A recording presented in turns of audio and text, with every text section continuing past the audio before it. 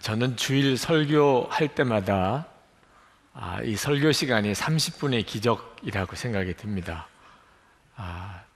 굉장히 짧은 시간에 증거되는 하나님의 말씀으로 믿음이 바뀌고 또 영적인 눈이 뜨이고 또 삶의 방향이 달라지는 그런 일이 정말 신기하기도 합니다. 오늘 이 시간에도 똑같이 30분의 기적이 일어나기를 원합니다. 오늘 하나님이 주신 마음이 정말 성령의 역사와 기적이 아니면 우리에게 이해되고 또 믿어지고 누려지기가 어려운 말씀이기 때문에 그렇습니다. 5절 말씀에 보면 세상을 이기는 사람에 대한 말씀이 나옵니다. 세상을 이기는 사람이 누구입니까? 여러분, 이 세상을 이긴다는 개념이 굉장히 놀라운 개념입니다. 심지어는 좀 위험한 개념이기도 합니다. 세상을 이긴다. 많은 사람들은 이 세상에 살면서 그저 기껏해야 이 세상에서 성공하게 되기를 원합니다. 세상에서 내가 자리를 잡고 또 돈을 벌고 또 세상에서 내가 하고 싶은 일을 하고 내 이름을 날리고 아주 명예로운 사람이 되면 그럼 세상을 정말 잘 산 거죠, 그죠? 근데 세상을 이겨야 되겠다는 생각을 하는 사람이 누구일까요? 이 세상이 좋아할 리가 없습니다. 세상을 이기겠다고 하는 사람을. 우리 대한민국 안에 우리가 사는데 우리가 대한민국을 이겨야 되겠다는 생각을 합니까? 우리 대한민국 안에서 내가 잘 살았으면 좋겠고 성공했으면 좋겠다는 생각은 하지만 이 나라를 이겨야 되겠다는 생각은 이 나라 사람이 아닌 거죠, 그죠? 그래서 이 세상 똑같이 사는 것 같아도 이 세상 사람이 아닌 사람이 있습니다.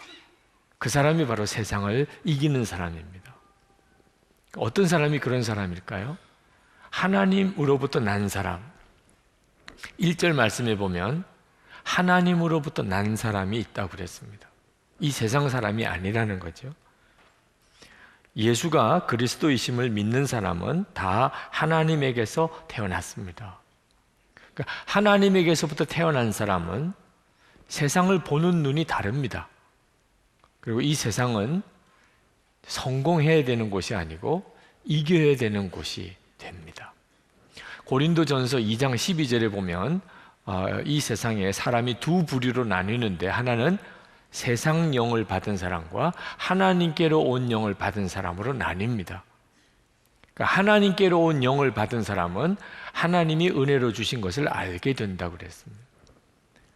그래서 우리가 세상 사람, 하나님의 자녀 이렇게 구분하는 겁니다. 세상 사람은 세상의 영을 받은 사람, 하나님의 자녀는 하나님의 영을 받은 사람입니다. 그러니까 하나님의 영을 받은 사람은 하나님이 은혜로 주시는 것을 알게 되는데 하나님이 우리에게 주신 가장 놀라운 은혜가 하나님의 나라입니다. 그러니까 하나님의 나라에 대해서 눈이 뜨이고 나면 그러면 더 이상 나는 세상 사람이 아니게 됩니다. 그래서 세상은 이겨야 될 대상이 되는 거죠. 내가 세상에서 성공해야 된다는 생각보다는 내가 세상에서 이겨야 된다는 생각을 하게 되는 겁니다. 4절 말씀해 보죠. 하나님에게서 태어난 사람은 다 세상을 이기기 때문입니다. 세상을 이긴 승리는 이것이니 곧 우리의 믿음입니다. 오늘 이 시간에 여러분들이 그동안에 한 번 제대로 진지하게 생각해 보지 않았던 주제를 오늘 여러분은 도전을 받으시는 겁니다. 그것은 세상은 성공해야 되는 곳이냐 이겨야 되는 곳이냐 하는 거죠. 세상을 이긴다는 것은 어떤 의미가 있는 걸까요? 이 요한 사도가 오늘 이 본문에서 세상이라고 말한 것은 아주 좁은 뜻으로 말하면 초대교회 당시 때 기독교인들을 아주 핍박하던 핍박자들을 말합니다. 예수를 믿는 사람들은 처음에 교회가 세워질 때부터 핍박을 받았습니다. 지금도 전 세계에서 가장 핍박을 받는 종교가 기독교고 가장 많은 순교자를 내고 있는 종교가 기독교입니다. 우리는 그걸 잘 실감하지 못하지만 전 세계적으로 기독교인들은 엄청난 핍박을 지금도 받고 있습니다. 세상이 그렇게 하는 겁니다. 그러면 세상이 왜 기독교인들을 이렇게 핍박하지요? 여러분들도 아마 직장에서, 가정에서 예수를 믿는 것 때문에 어려움을 겪어본 일이 있으실 겁니다. 왜 그렇지요? 그걸 세상이 그렇게 합니다. 우리가 하나님의 나라를 믿기 때문입니다. 예수를 믿은 사람은 하나님의 나라를 믿기 때문입니다. 하나님의 나라를 소망하기 때문입니다. 그래서 세상이 기독교인들을 미워하는 겁니다. 마치 우리나라 안에 다른 나라를 꿈꾸는 사람이 있을 경우에 그런 일을 겪게 되겠죠. 초대교회 때부터 겪었던 일입니다. 우리 예수 믿는 사람들은 이 세상의 법과 원리대로 살지 않고 하나님의 나라의 법과 하나님의 나라의 원리대로 사는 사람들. 이 세상에 왕이 있지만 우리는 예수님이 왕이라고 믿고 사는 사람들. 그래서 교회가 처음 세워지고 예수 믿는 사람들이 이렇게 섰을 때 세상은 무자비하게 기독교인들을 핍박했습니다. 세상이 기독교인들을 핍박하는 목적은 괴롭히는 게 아니었습니다. 그냥 고통스럽게만 하자고 한 게 아니었어요. 세상이 요구하는 것은 하나님의 나라를 믿지 말라는 겁니다. 하나님의 나라 백성이라고 생각하지 말라. 예수님을 왕이라고 말하지 말라. 세상에서 세상과 동화되어서 세상 법대로, 세상 원리대로 그렇게 살라는 거예요.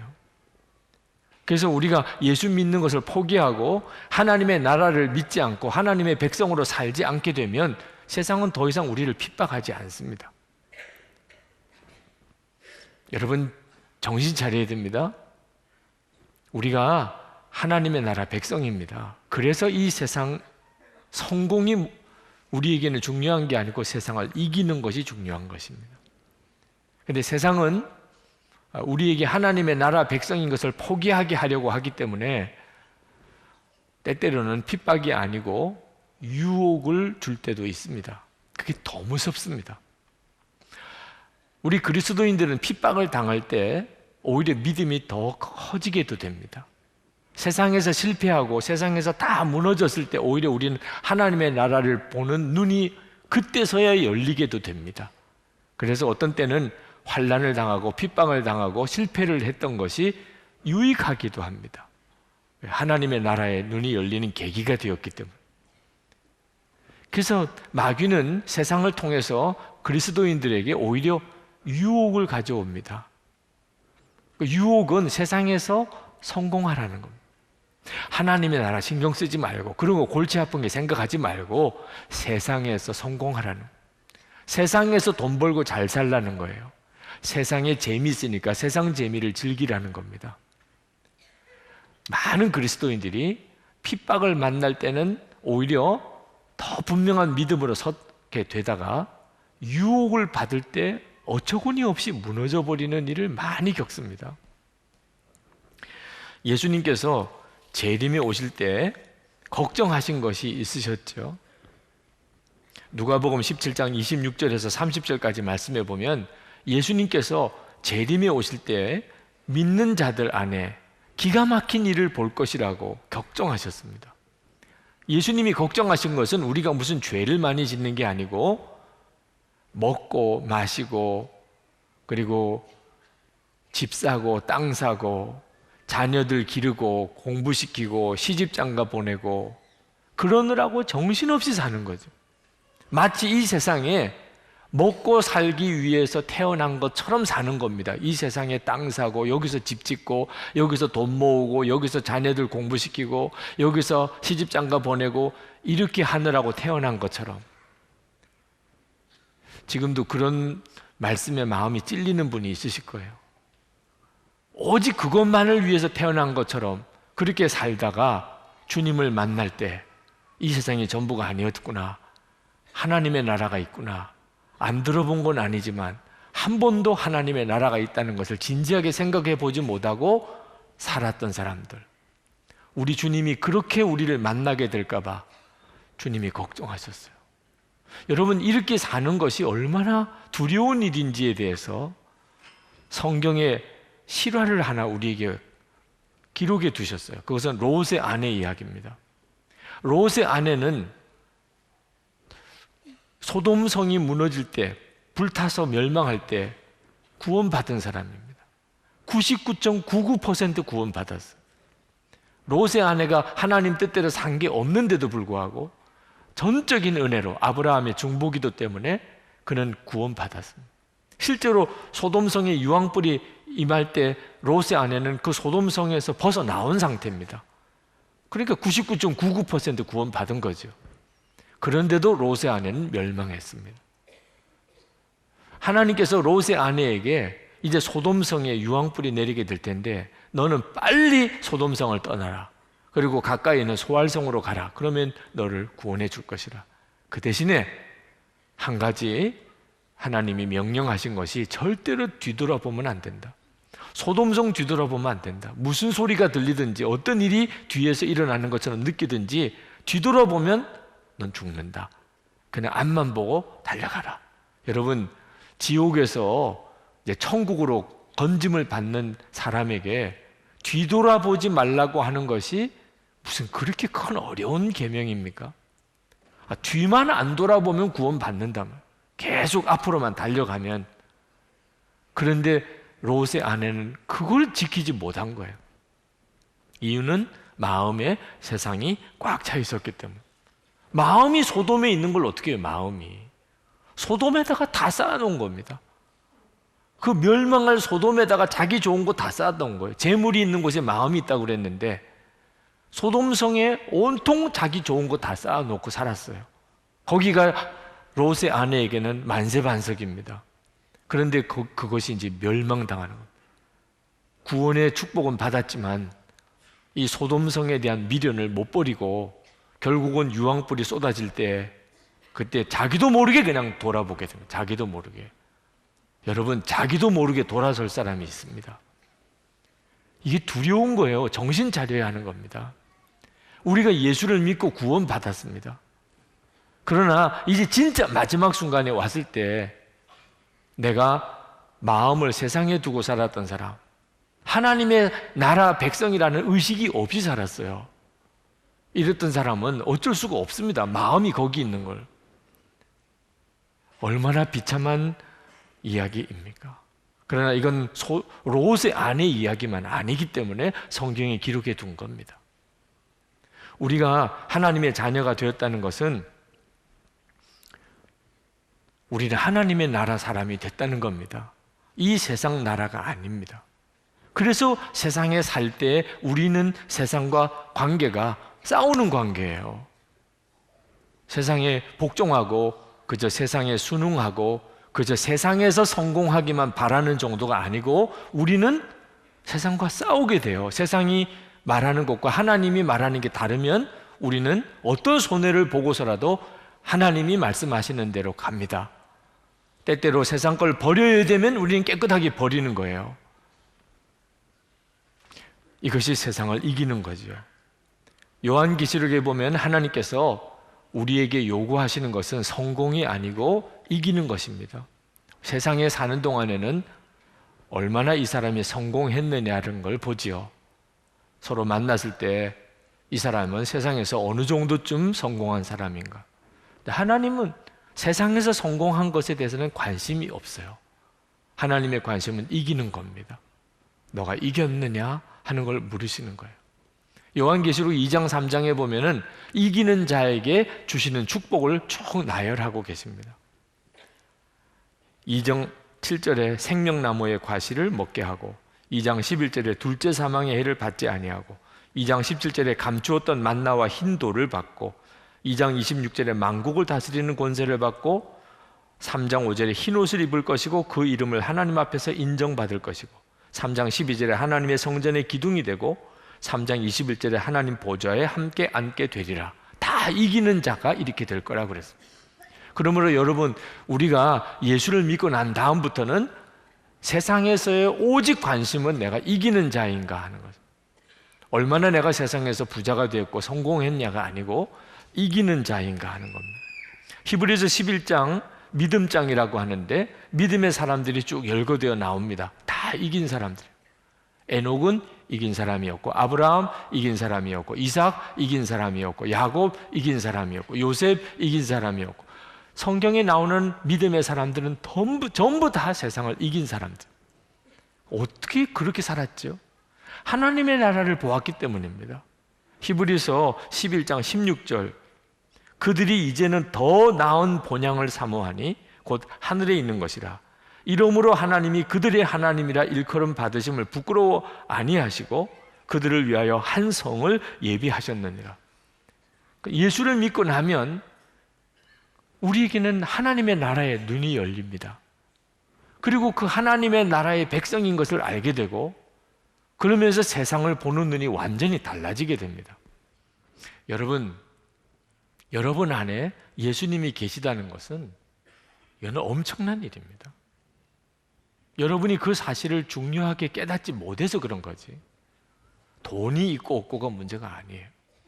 내가 세상에서 얼마나 성공했냐 실패했냐도 문제가 아닙니다. 내 안에 예수님이 계시다, 하나님의 씨가 내 속에 거한다, 이건 여러분에게 있어서 엄청난 일이에요. 여러분이 하나님의 나라 사람입니다. 하나님의 나라 사람이 되면, 그러면 가장 놀라운 변화가 사랑입니다. 하나님을 사랑하게 돼요. 내 아버지시니까, 나를 낳으신 분이에요. 그리고 사람들을 사랑하게 됩니다. 그러니까 하나님의 나라 백성의 가장 놀라운 특징이 사랑입니다. 1절 2절을 보면 낳아주신 분을 사랑하는 사람은 다 그분이 낳으신 이도 사랑합니다. 우리가 하나님을 사랑하고 또 그 계명을 지키면 이로써 우리가 하나님의 자녀를 사랑한다는 것을 압니다. 여러분, 하나님의 나라 사람의 특징이에요. 이게 세상 원리와 다른 겁니다. 우리에게 있어서 가장 중요한 특징은 사랑하는 것이에요. 사랑하는 것은 세상을 이기는 특징입니다. 세상의 원리와 너무 달라요. 세상은 사랑 안 한다고 감옥 가지 않습니다. 사랑 안 한다고 벌 받지도 않아요. 그런데 하나님의 백성은 사랑하지 않으면 천국 못 들어갑니다. 이건 엄청나게 중요한 문제입니다. 그리고 하나님의 나라 백성은 하나님의 법, 하나님의 말씀대로 사는 게 기뻐요. 절대로 무겁게 생각 안 합니다. 하나님의 말씀대로 사는 게 너무 기뻐요. 그래서 선하게 살고, 그리고 의롭게 삽니다. 기쁘니까, 그렇게 사는 게 기쁘니까. 3절 말씀에 하나님을 사랑하는 것은 그 계명을 지키는 것입니다. 하나님의 계명은 무거운 짐이 아닙니다. 혹시 여러분 중에 하나님의 말씀대로 사는 게 힘들다, 그렇게 사는 게 너무 무겁다, 이렇게 생각되시는 분은 여러분 안에 생명의 역사가 약해서 그런 거예요. 우리가 할 일은 오직 하나밖에 없습니다. 주 예수님만 바라보는 거예요. 우리 안에 와 계신 주 예수님, 이 엄청난 이 축복을 받았잖아요. 우리가 주 예수님만 바라보지 않고 살 방법이 없습니다. 깨닫고 나면. 그리고 주 예수님만 바라보면 세상은 아무것도 아니게 작아져요. 여러분, 그동안에는 내가 세상에서 어떻게 해서든지 성공해야 될 텐데, 그런 마음으로 오늘 여기까지 오셨을 수도 있어요. 오늘 예배드리러 올 때까지도 여러분의 마음에는 내가 세상에서 성공해야 될 텐데, 돈을 벌어야 될 텐데, 내가 승진해야 될 텐데, 근데 지금 여러분의 마음속에 내가 세상에서 성공하는 게 문제가 아니고 내가 이겨야 하겠구나, 이렇게 마음에 변화가 왔습니까? 여러분, 세상 성공은 우리의 목표가 아닙니다. 하나님이 필요하시면 우리에게 주실 수 있어요. 그건 부산물입니다. 주셔도 되고 안 주셔도 돼요. 안 주셔도 된다는 말이 그냥 또 딱 걸리는 분. 아직까지도 세상만 바라보고 있기 때문입니다. 아직까지도 세상만 바라보고 있으니까 세상 성공 안 주셔도 된다는 이 고백이 언뜻 안 나오는 거예요. 하나님의 나라의 영광을 못 보니까 그런 겁니다. 여러분, 여러분이 세상을 이기는 사람인지, 감히 정말 세상을 이기는 사람인지 여부는 하나님의 나라의 눈이 뜨인 것에 관련이 있습니다. 여러분이 하나님의 나라의 눈이 열렸고, 여러분 자신이 하나님의 나라 백성이고, 하나님이 여러분 안에 계시다는 것을 분명히 믿게 되면, 그러면 여러분은 이미 세상을 이긴 사람, 세상이 여러분을 어떻게 마음대로 못합니다. 하나님과 다르게 여러분을 끌고 갈 수가 없어요. 하나님의 나라 원리와 다른 방법으로 살게 만들 수가 없습니다. 하나님의 나라에 눈이 뜨인 사람에게. 세상은 완전히 달리 보여요. 세상 성공, 미련 남는 사람들, 사도 바울 주목해 보셔야 돼요. 사도 바울은 세상 성공, 유익, 배설물처럼 보였다고 그랬어요. 배설물처럼 보이는데 어떻게 해요? 보이는데. 배설물처럼 여기라가 아니고 배설물처럼 그렇게 보이는데 어떻게 해요? 여러분, 성경의 비유로 천국에는 길, 바닥재가 황금이라고 그럽니다. 그러니까 천국에서는 황금이 도로 포장재예요. 지금 금바지 끼신 분들, 지금 도로 포장재를 지금 손가락에 걸고 있는 겁니다. 아스팔트 굳혀놓은 거 지금 이렇게 손가락에 끼고 있는 거나 마찬가지입니다. 그렇게 보이면 이제는 뭐 그거 굳이 연연할 필요가 없는 거죠. 보이는데 뭐 도로 포장재로 보이는데 거기에 연연할 필요가 뭐 있어요? 세상 성공이 배설물처럼 여겨지면 버리는 게 조금 더 힘들지도 않습니다. 어떻게 이런 일이 벌어지죠? 주 예수님을 바라보는 눈이 뜨이고 하나님의 나라 영광을 보게 되면 그렇게 안 될 사람이 없습니다. 어느 집사님 지난 주간에 만나서 대화를 나누면서 참 은혜를 받았습니다. 그동안의 삶의 실패를 겪고 그리고 예수를 붙잡았어요. 그리고 지금은 놀랍게 하나님의 사람으로 살아가고 계십니다. 그분이 이런 고백을 하셨어요. 세상에서 재물을 다 잃어버렸을 때 그때는 모든 걸 잃어버린 것 같았다고. 그런데 이제는 가장 작은 것을 잃어버리고, 세상에서 돈 잃어버린 것은 가장 작은 것을 잃어버리고, 그리고 하나님을 만났는데 이건 가장 큰 것을 얻었다. 자기는 축복받은 사람, 가장 작은 것을 잃어버리고 가장 큰 것을 얻었으니.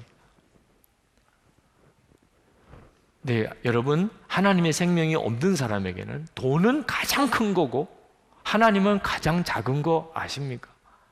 그렇게 보이는 걸 어떻게 해요? 그렇게 보이는 걸.